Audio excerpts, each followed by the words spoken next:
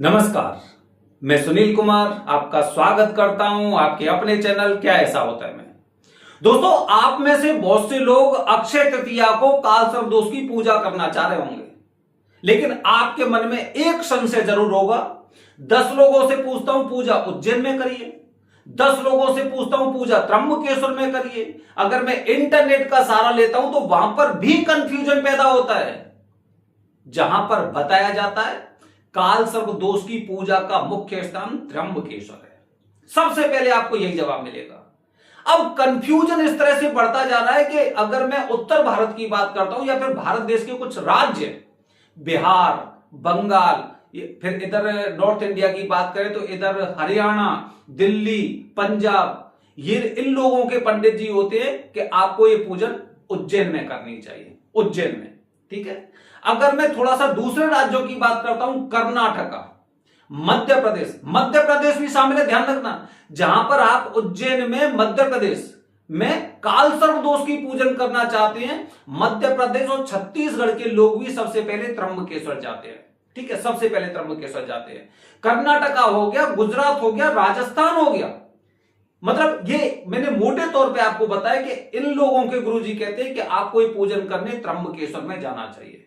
बड़ा कंफ्यूजन है कहां पर पूजन करने जाना। अब इसका निर्धारण आपको खुद को करना है, शास्त्रों के अनुसार करना है। कैसे करते हैं, चलो स्टार्ट करते हैं, कोई बात नहीं। ये देखिए, ये सबसे पहले देखिए, ये मैं आपको दिखा रहा हूं कि भारत में कहीं पे भी, मैं नाम नहीं ले रहा हूं आपसे, कहीं पर भी इस तरह से पूजा के मंडल बनाए जाते हैं। पूजा के मंडल, इसमें क्या देख रहे हैं आप? इसमें देख रहे हैं पीतल के बड़े बड़े नाग। क्या इनका पूजन होगा? आप तो करने जाने वाले ना, आप देखना क्या पूजन होगा इनका। आप समझ ही नहीं पाएंगे इनका पूजन क्यों हो रहा है। ये केवल जो मेरी जानकारी है, जो मेरा ज्ञान है, उसके अनुसार बता रहा हूं। ये केवल इसलिए दिखाने के लिए रखे गए हैं कि जिससे जो लोग भी कालसर्प दोष की पूजा करेगा तो उसे सर्प दिखाई देने चाहिए। क्योंकि जिसका पूजन कर रहे हैं अगर वो दिखाई नहीं दे रहा है तो सामने वाले को विश्वास कैसे होगा कि भाई ये काल सर्प है। काल और सर्प, सर्प मतलब सांप। तो ये जो देवता है, नाग देवता, यहां पे पीतल के बड़े बड़े जो आपको दिखाई दे रहे हैं, ये क्यों है? केवल दिखाने के लिए। ज्यादा से ज्यादा क्या होगा? ज्यादा से ज्यादा ये होगा कि वो कहेंगे ठीक है, इन पर फूल चढ़ाइए, इन पर फूल चढ़ाइए, बस हो गया काम। क्या पूजन ऐसे होता है? बताइए। शास्त्रों में आपने देखा होगा, क्या पूजन ऐसे ही होता है कि केवल फूल चढ़ाने से पूजन हो गया?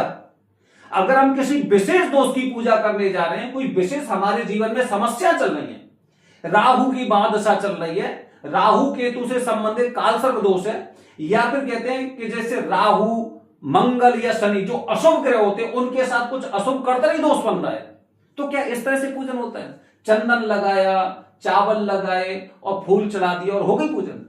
ये कौन सा पूजन है? चलिए कोई बात नहीं, पता नहीं कैसा होगा, देखते हैं।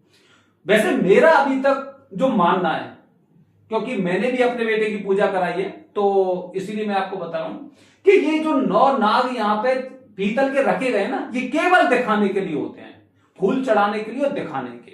ठीक है, बाकी इनका कोई रोल नहीं होता है। बार बार इन्हीं को, जिसको पूजन करवाना है इसे रखिए, जिससे सामने वाले को पता चलना चाहिए। क्योंकि जो पूजन करने आ रहा है, अगर उसे पता ही नहीं होगा कि भाई सांप का पूजन हो रहा है, सर्प का पूजन हो रहा है, काल सर्प का हो रहा है, मंगल का हो रहा है, नवग्रह, समझ में नहीं आ रहा है। अगर इन नागों को यहां से हटा देंगे, कोई एक इंसान बोल नहीं सकता ये काल सर्प दोष का पूजन हो रहा है, कोई नहीं बता सकता। बस सांप देखते हैं तो पता चल जाता है कि काल सर्प का पूजन हो रहा है। खैर, अब ये चलो इसे बाद में देखेंगे। अच्छा, दूसरा दोस्तों एक बात ध्यान रखिए, जब भी किसी प्रकार का पूजन होता है, किसी भी प्रकार का पूजन कहीं पे भी करिए, तो जो मुख्य देवता होंगे उनका पंचामृत अभिषेक जरूर होगा। पंचामृत अभिषेक जरूर होगा। और ये तो मैं कुंडली से संबंधित शुभ दोष हैं, क्योंकि इनकी पूजा शुभ स्थानों पर होती है, घाट के किनारे नहीं होती, ध्यान रखना। ठीक है, घाट के किनारे नहीं होती है। तो जो भी शुभ पूजन होते हैं उनमें मुख्य देवता का जब तक पंचामृत अभिषेक नहीं होगा तब तक वो पूजा, मुझे नहीं लगता कि वो पूजन है। अच्छा, वो भी बताऊंगा आपको। ठीक है, बताऊंगा। सोचिए, पितरों की पूजा कर रहे हैं, आप में से काफी लोग पितरों की पूजा करने गए होंगे, वहां पर भी आपने जो पिंडी रखी जाती है, पिंडी पे, और उन पर तर्पण करते हैं। दूध से भी करते हैं, घी से भी करते हैं, दही से भी करते हैं, इन सब चीजों से करते हैं, क्योंकि हम पितरों का पूजन करने आए हैं, पितरों का पूजन। तो हम एक तरह से पंचामृत, क्या बोलते हैं, दही हो गया, दूध हो गया, मतलब इन सब चीजों से उनका पूजन करते हैं। मतलब जो भी पूजन कर रहे हैं उनमें दूध या पंचामृत से उनका अभिषेक होना चाहिए। ये जो आपने देख रहे हैं, अब देखिए ये जो पीतल के बड़े बड़े नाग रखे हुए हैं, इनका कौन सा अभिषेक हुआ? इनमें राहु की पूजा कहां पर हो रही है? राहु के जो देवता हैं काल और सर्प, सर्प तो आपने देखने के लिए रख दिए, काल देवता की पूजा कहां पर हो रही है? बस ये आपको दिखाए जाते हैं, और दिखाने के पश्चात क्या होता है, एक आपको जोड़ा दे दिया जाता है नाग नागिन का, जिससे जो वहम आपके अंदर है ना वो खत्म हो जाए, इसे बहाने के पश्चात कि जाइए नदी में इन्हें बहा कर आइए, हमें भी संतुष्टि मिलेगी। चलो कालसर्प हो गया, 9 नाग यहां पे देख ही लिए, नाग नागिन का जोड़ा हमने प्रवाहित कर दिया, हो गया, कालसर्प दोष से मुक्ति मिल गई। ऐसे नहीं होता है। अब देखिए, अब ये देखिए, ये आप देख रहे हैं, ये भी एक कहीं की विधि है। इसमें जब आप देखेंगे तो इसमें देखिए जो प्लेट में आपको दिखाई दे रहे हैं, इसमें 9 चांदी के नाग हैं, 9 चांदी के नाग हैं। राहु और काल देवता चांदी की प्रतिमा भी है, और एक सोने का नाग भी है। 9 प्रकार के नाग से 12 प्रकार के काल सर्प दोष बताए जाते हैं, इसलिए 9 चांदी के नागों का यहां पे पूजन की तैयारी हो रही है। देखते रहिए आप, ठीक है।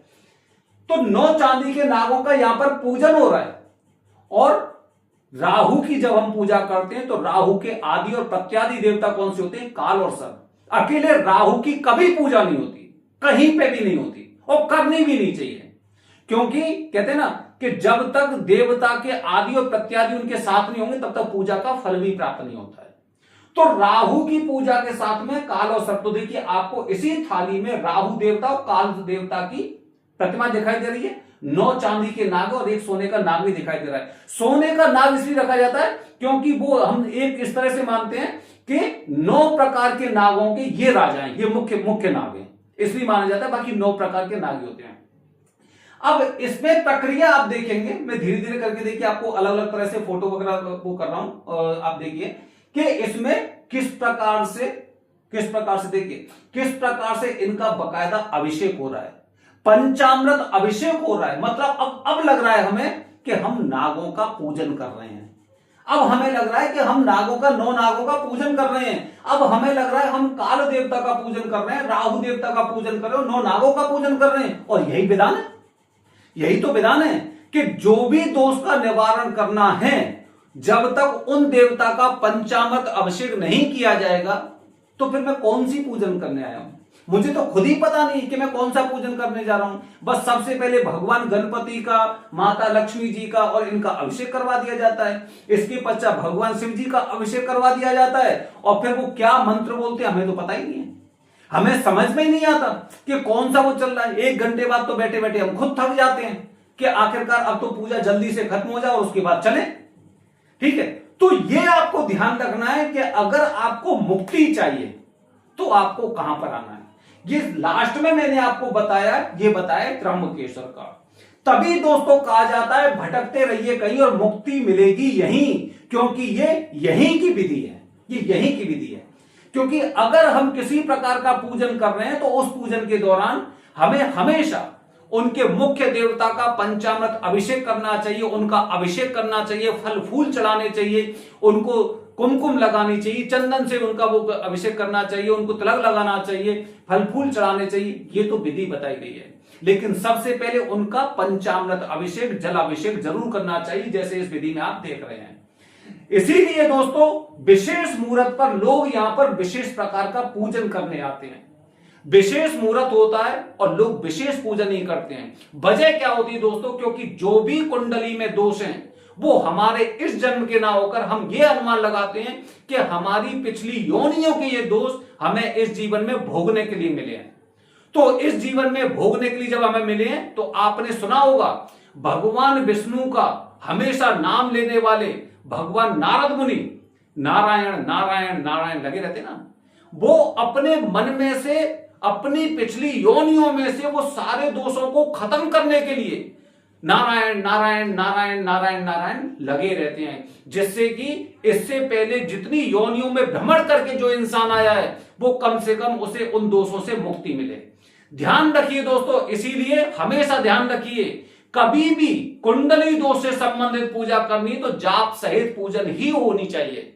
जाप सहित पूजन का मतलब ये होता है कि ये आपकी पिछली योनियों के कष्टों को राम राम राम राम या फिर नारायण नारायण नारायण कहकर उन सारे दोषों से मुक्ति दिलाने की शक्ति रखते हैं। इसीलिए उनका जाप पूजा के दौरान जरूरी होता है। और आप देखेंगे त्र्यंबकेश्वर में 1.25 लाख महामृत्युंजय के जाप, राहु केतु के जाप, इस तरह से बड़े बड़े अनुष्ठान विशेष मुहूर्त में होते हैं। वैसे भी अक्षय तृतीया का त्योहार दोस्तों, जैसे माना जाता है कि इस दिन छोटे से छोटा किया गया अच्छा कार्य भी आपको अनंत गुना फल देता है, और इस दिन का किया गया कार्य कभी क्षय नहीं होता, मतलब कभी खत्म नहीं होता है, नष्ट नहीं होता है। तो ध्यान रखिए, आज 17 तारीख है, आज आप घर से निकलने वाले होंगे, पूजा की प्रक्रिया का नियमों का पालन करिए। घर से अर्जी लगाई जाती है और घर से पहुंचने के पश्चात त्र्यंबकेश्वर पहुंचेंगे तो पेशी होगी। और वरदानी पंडित जी, ये बात ध्यान रखना, वरदानी पंडित जी आपकी जो पूजा करा सकते हैं वो कोई नहीं करा सकता है, कोई कर ही नहीं सकता है। अन्यथा आप भ्रमित होकर और एक बहुत बड़े ग्रुप का हिस्सा बन सकते हैं। जैसे सम्मेलन में शादी होती है, अगर अपने बच्चे की शादी आप सम्मेलन में से करना चाहते हैं तो जरूर आपको यह पूजा बहुत अच्छी लगेगी। यदि आप वाकई में अपनी योनियों के दोषों से मुक्ति पाना चाहते हैं तो विशेष पूजन, जाप सहित पूजन ही करवाइए, वरदानी पंडित जी से करवाइए। बने रहिए हमारे चैनल के साथ दोस्तों, आने वाली वीडियो में त्र्यंबकेश्वर की बहुत खास जानकारी। हर हर महादेव, हरिओम।